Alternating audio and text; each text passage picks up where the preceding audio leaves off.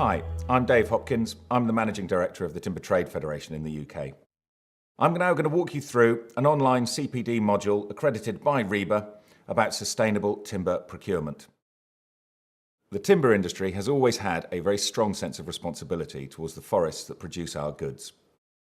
If you look around the world at areas that have a very strong sustainable timber industry, you will see that those areas, particularly in Europe, the forests are growing.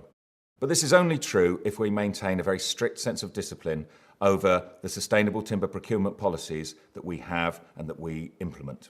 This course will provide you with a strong understanding and awareness of forest legality and sustainability issues, an understanding about the role of certification, an awareness of the legal requirements that you're expected to meet, an awareness of the UK government procurement requirements, and an understanding of how to specify and procure legal and sustainable timber. This is an accredited RIBA CPD module. If you want to get your CPD points, please log on to woodcampus.co.uk and sign up to receive your CPD certificate. Timber has some incredible environmental properties.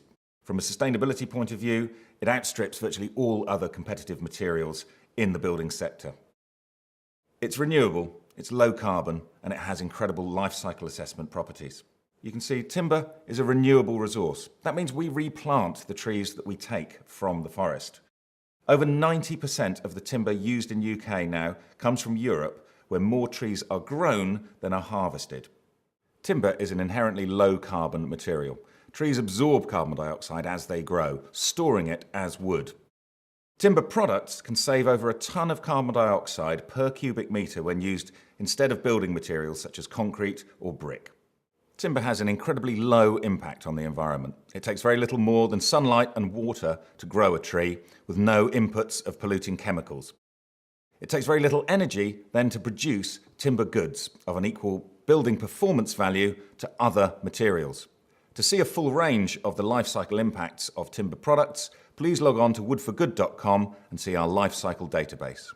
But all of these benefits of using timber are only realised if you are using timber from sustainable sources and maintaining a strict sustainable timber procurement policy.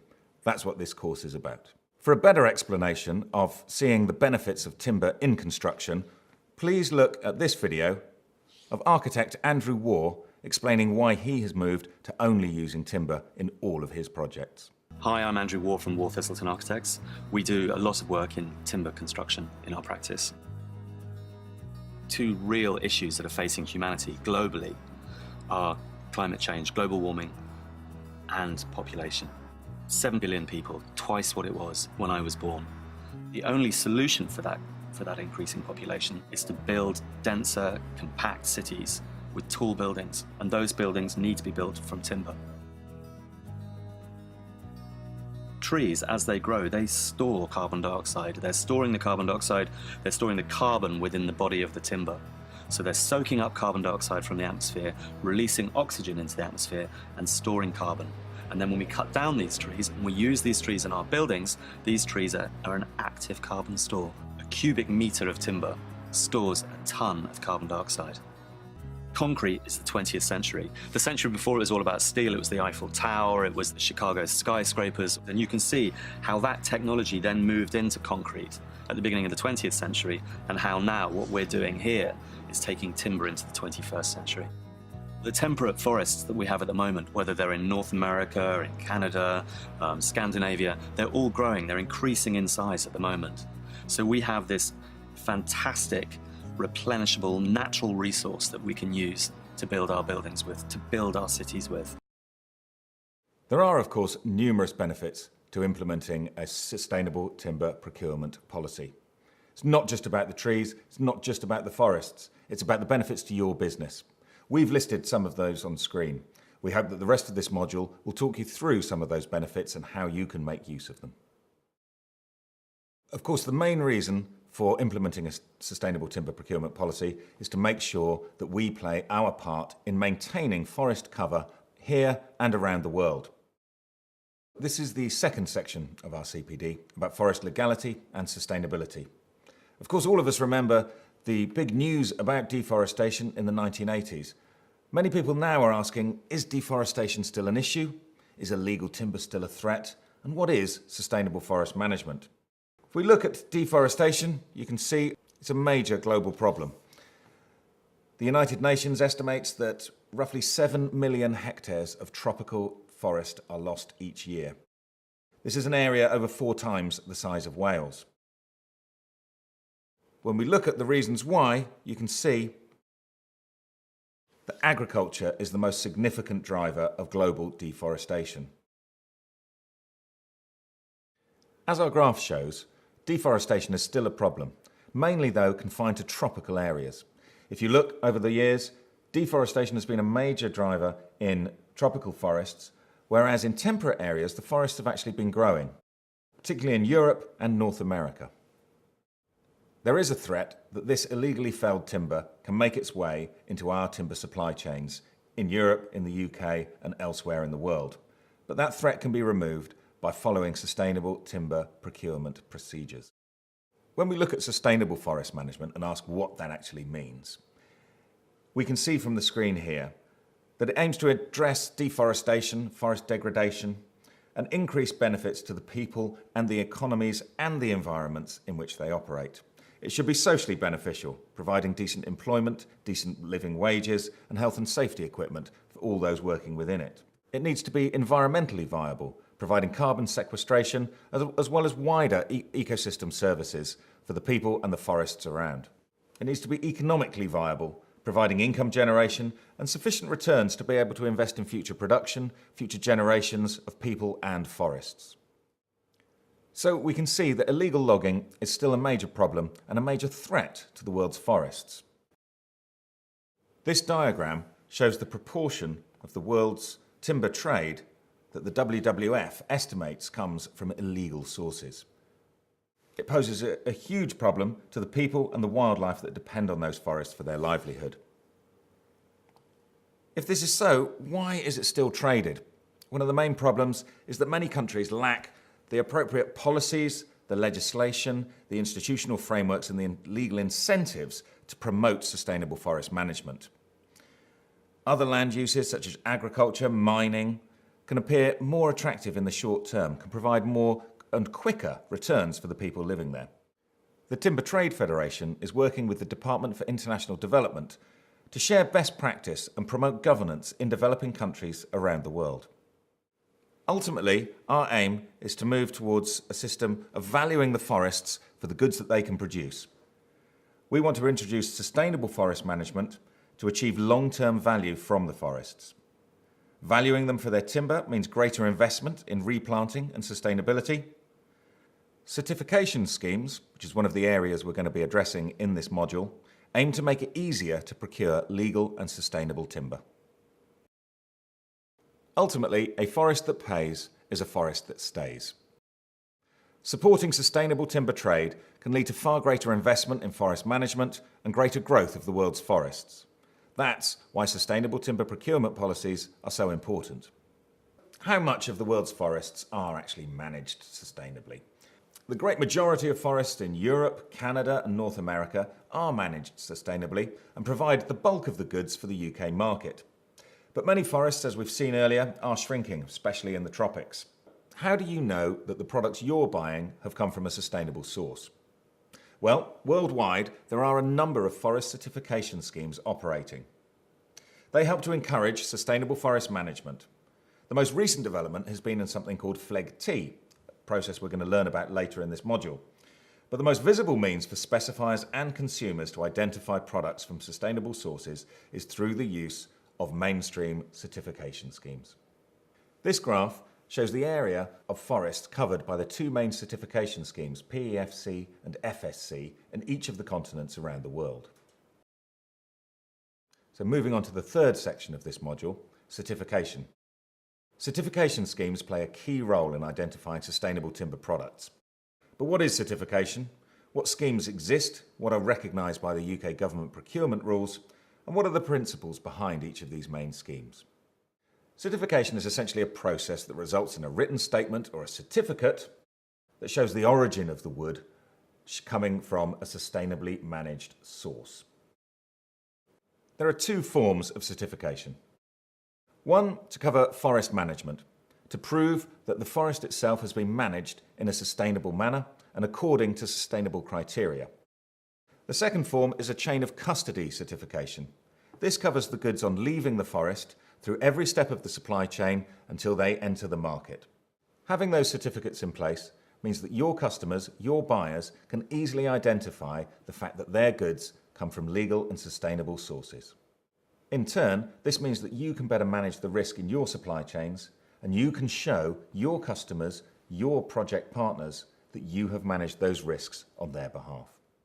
Within forestry and timber certification, there are two main brand names that operate globally: the Forest Stewardship Council, or FSC, and the Programme for the Endorsement of Forest Certification, PEFC. The FSC, a very well-known brand, has developed its own standards for forest management and certification. You can see them here. There are 10 main principles of forest stewardship.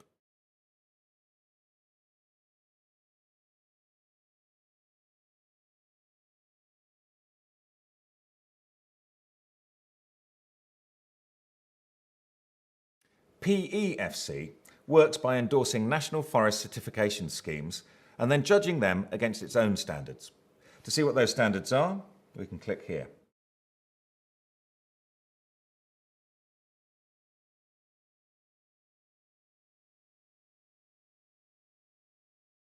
Both FSC and PEFC impose very strict standards and very strict criteria for forest management and chain of custody certification. Both are recognised as equal under the UK timber procurement policy. You can watch this video to learn more about PEFC certification.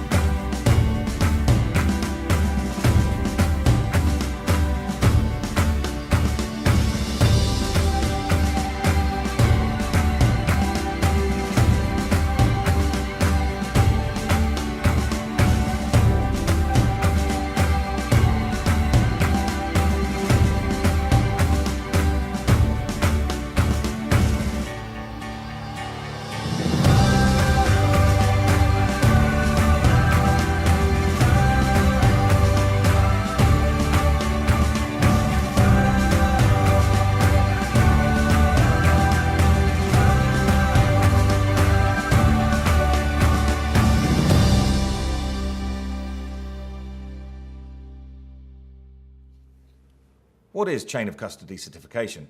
Well, as we've seen, it's a mechanism for tracking the certified material from the forest through all of the stages of the supply chain, processing and distribution, right through to the final product and the final consumer.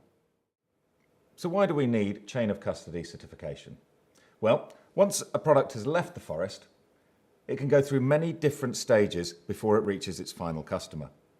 Chain of custody certification provides traceability, a tracking mechanism to reassure the end user that what they're buying has come from a sustainable source. Secondly, chain of custody certification demonstrates compliance with public and private procurement policies. As we'll see later in this module, a number of different procurement policies exist which state that those end users will only buy goods from certified sources. Thirdly, chain of custody provides reassurance to your customers, to your end users, that what they are buying is made from legal and sustainable sources. You are not allowed to use the labels of PEFC or FSC on your goods unless you have chain of custody certification, and your customers know that. So how is this actually done? Well, the certification companies will audit your timber supplier to make sure that they have systems in place to identify the certified timber and keep it segregated throughout its processing and distribution. In some instances, both FSC and PEFC allow suppliers to use a percentage of what is known as controlled timber. To learn more about controlled timber, we can click here.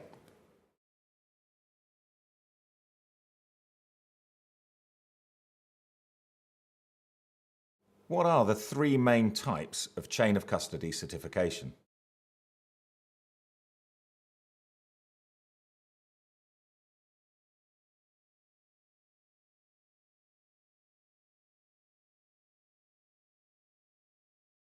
In addition to simply having timber products certified, there are now schemes in place to have an entire project certified. Your building project can have project chain of custody.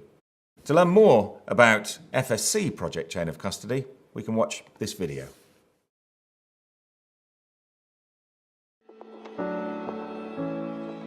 I was the annoying grandchild with like a hammer and a nail with my granddad like under his feet when he's trying to build stuff. The reason why I got into carpentry is because of the fine work to it. Every single piece of wood in this building is FSC certified. I've been working on this project for over a year now.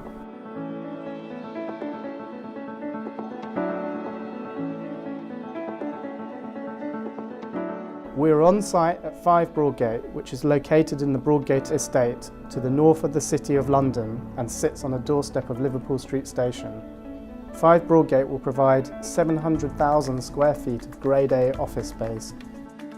This might seem surprising for a building which on the surface appears to be constructed solely of glass and stainless steel, but in fact the construction of 5 Broadgate and the fabric of it required over 1,200 cubic metres of timber.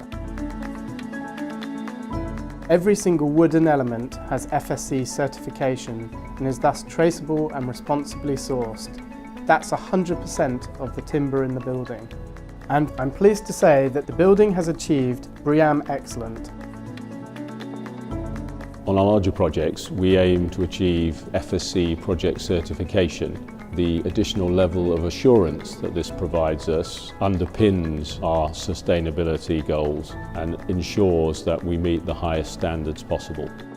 Timber has been used in many guises in 5 Broadgate, from ornamental, such as equitropical hardwood, to practical, such as large volumes of timber in the carcass and during the construction process, with huge quantities of MDF and plywood.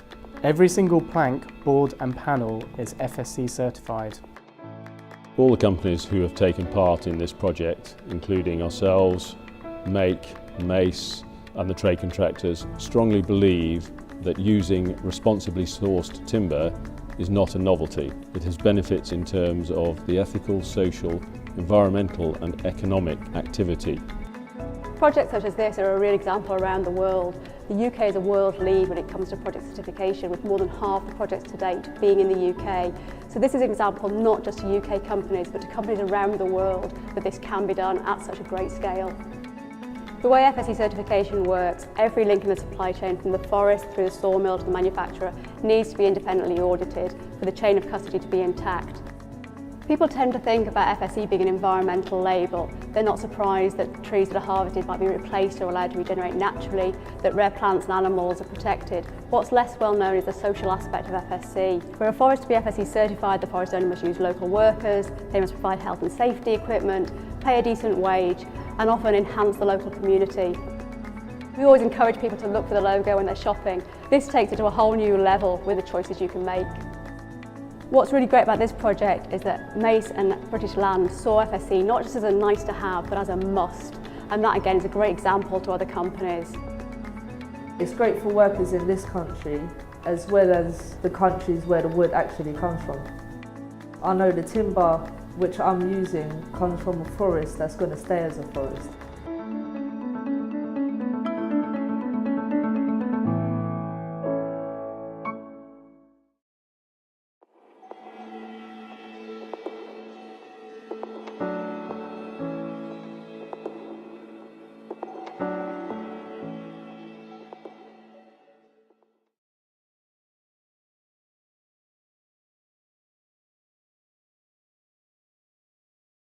In this fourth section of the module, we can look at what are the legal and UK government procurement requirements for sustainable timber, including that of the European Timber Regulation.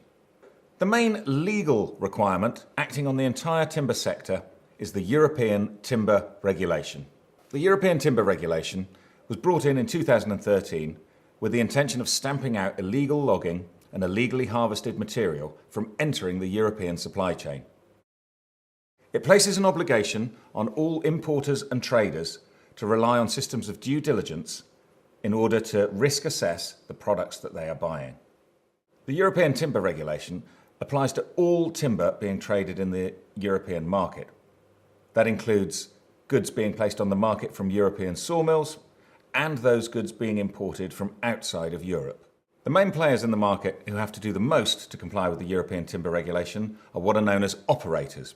These are principal importers, or first placers on the market. All operators must show that they have a robust due diligence system in place. They must conduct due diligence on all of their purchases and all goods operating in their supply chain before making their purchases. The due diligence system, which will have to be shown to any competent authority or auditor, shows that they have access to information on the volume, the species, the scientific name, country of harvest, region of harvest, and concession of harvest of all of the goods that they're trading.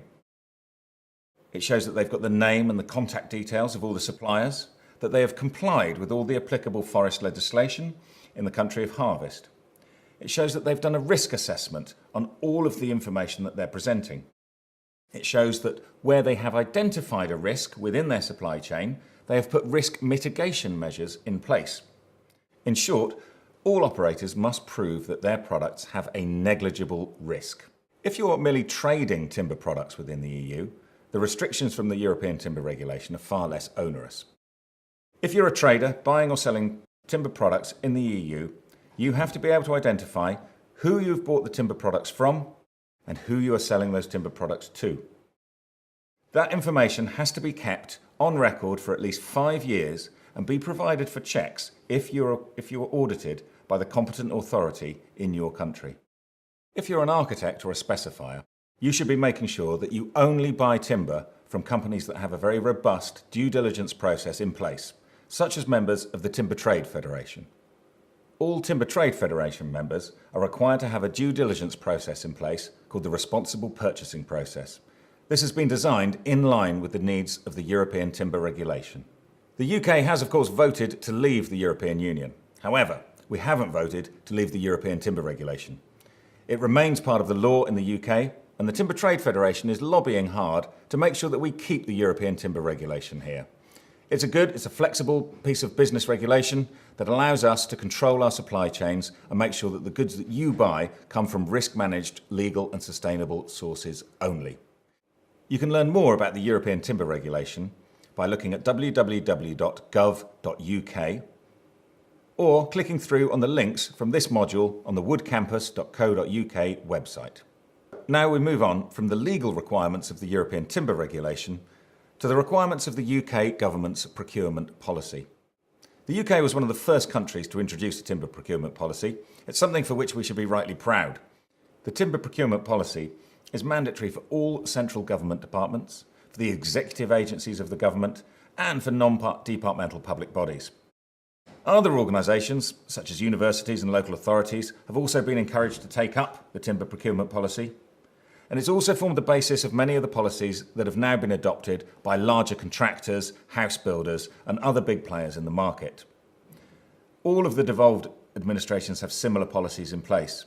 It's very useful for all specifiers to understand the requirements of the UK timber procurement policy. The timber procurement policy covers a wide area of government procurement: construction, furniture and interior design, and all paper and paper products. The UK timber procurement policy requires all suppliers to provide evidence that what they are supplying comes from sustainable sources. The policy states that you could use either Category A or Category B evidence. Category A evidence is probably the simplest way to comply. For this, you would need documentary evidence of a full PEFC or FSC chain of custody certificate, or proof that your timber carries a Fleg T licence. For more information on the Fleg T licences, please look at the EU Fleg T website. For more information or to get a full list of FSC or PEFC licence holders, please look on the FSC and PEFC websites. If you're supplying timber from an uncertified forest, or timber from a forest which is certified but which does not carry the chain of custody certification, the timber procurement policy accepts what is known as Category B evidence. Category B evidence requires the supplier to show that the legality and sustainability criteria have been met in the forest and that you have a traceability system throughout your supply chain. The Timber Trade Federation can offer help and advice to suppliers and buyers alike, and the Timber Trade Federation's responsible purchasing policy can be used to provide the sorts of evidence needed in Category B. So how is Category B evidence verified? You can have first-party verification where suppliers check themselves through what is known as a supplier declaration. You can have second-party verification when customers can audit or check their own suppliers. And third-party verification when an independent organisation checks the supplier. All Timber Trade Federation members are third-party audited by the Soil Association, an official monitoring organisation of the European Timber Regulation. To meet the needs of Category B evidence, it's handy to have a checklist of all the things that you will need. That includes supply chain information, showing the description and location of the sources you bought from, the procedures for controlling, mixing or substitution, how this is all checked, and the evidence that you have available. You'll need information on the forest sources and the legality of those forest sources. You'll need to prove that the organisation that felled the trees has a legal right to use the forest, that it complies with all local and national laws, that it pays all of its taxes in the country that it operates, and that it respects all other environmental requirements. You'll need to be able to demonstrate information on the sustainability of the forest management, that it minimises harm to the forest and to the ecosystem around it, that it maintains forest productivity, that it ensures ecosystem health and vitality, and that it maintains biodiversity and social criteria of the people living and working in the forest. For companies supplying UK-grown timber from smaller woodlands, the Forestry Commission has developed guidance on how to prove compliance with the sustainability criteria. Forests with the UK Forestry Standard Compliant Forest Management Plan already comply with the timber procurement policy. A simplified protocol has also been developed for smaller woodlands based on the UK Forestry Standard and the English Woodland Grant Scheme. For more information on those, look at the Forestry Commission website. For any further questions about the UK timber procurement policy or any other aspect of timber procurement, please contact the Timber Trade Federation. Welcome to Section 5. We've looked at all of the different aspects related to sustainable timber procurement. This section is looking at how we now do that in practice. What are the requirements of the jobs that you are looking at? What are the choices of species and products available to you? How do you actually go about putting that procurement process into practice? The first step of any job is to establish the criteria, the sustainability requirements. Do you need to comply with the UK government timber procurement policy? Do you need chain of custody certification for your customer? And do you need to comply, say, with Build UK or another private contractor's requirements? You'll also need to look at what timber is required for the job. What technical or aesthetic properties are required of the timber?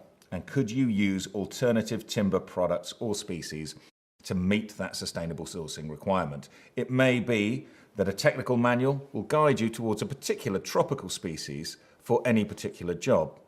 Could you look then and say, well, that would be too much of a high-risk species for me to fit within the sustainability criteria of your procurement process, but I can offer you alternative products and alternative species. How much time do you need to plan before ordering your goods? Timber products come in from all over the world. They're subject to other variables within global markets, shipping issues, harvesting rights, weather. Not all of your merchants, not all of your suppliers will be carrying a large stock of all products. Always check with your supplier what products are in stock and whether they have the species you need and what the lead time is before you commit to one species or another species. Finally, always make use of the knowledge of your specialist timber supplier. Search the Timber Trade Federation database for a list of our members and always ask them for their advice. So why should you buy from a member of the Timber Trade Federation? Members of the TTF are committed to sourcing products with the highest environmental credentials and from legal and sustainable sources. It's mandatory for all TTF members to comply with our responsible purchasing policy. This is a due diligence framework and a set of tools to help them assess the risk of their products and their suppliers and minimise the risk of illegal timber entering their supply chain. The tools have been designed to align with the needs of the EUTR. It supports all of our members in promoting good procurement policies to customers. Increasingly, we're seeing that our members are turning to certified products to meet their due diligence requirements. The RPP is complementary to certification schemes. It gives a second layer of confidence for all of the market. In short, buying from TTF members gives assurance that all due diligence has been conducted on all of their timber products. If you want to be sure of your purchases, just look for the logo and ask for a TTF member. Before choosing your timber supplier, always look and see what the procurement requirements are. Ensure your supplier has got a robust due diligence system in place. For example, the responsible purchasing policy of the Timber Trade Federation. Make sure your supplier can provide Category A evidence, such as PEFC or FSC chain of custody certification or a Fleg T licence for their products, or establish full Category B evidence from your supplier.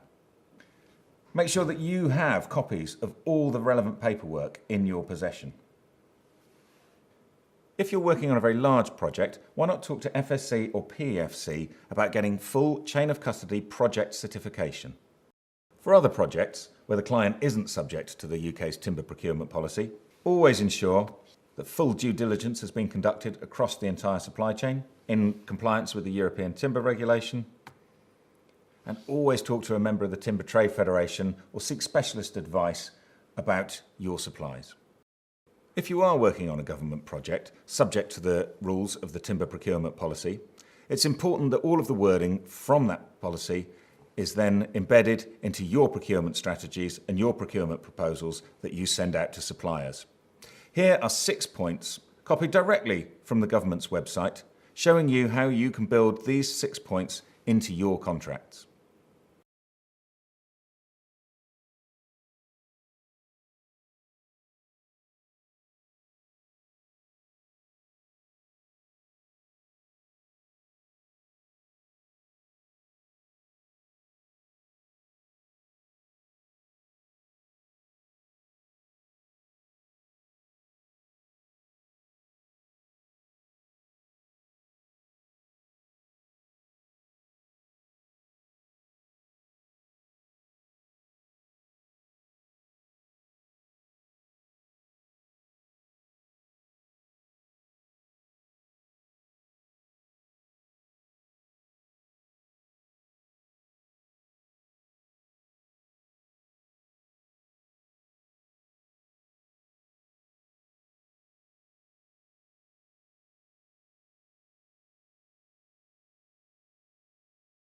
For a full description of the UK's timber procurement policy, search for the Timber Procurement Policy on the government's gov.uk website. To put all this learning into practice and to receive your CPD certificate, log on to woodcampus.co.uk and complete the self-assessment module. Thanks for watching. I hope you found this very useful. If you'd like more information or more RIBA CPD courses on timber and timber products, please log on to woodcampus.co.uk. Thank you.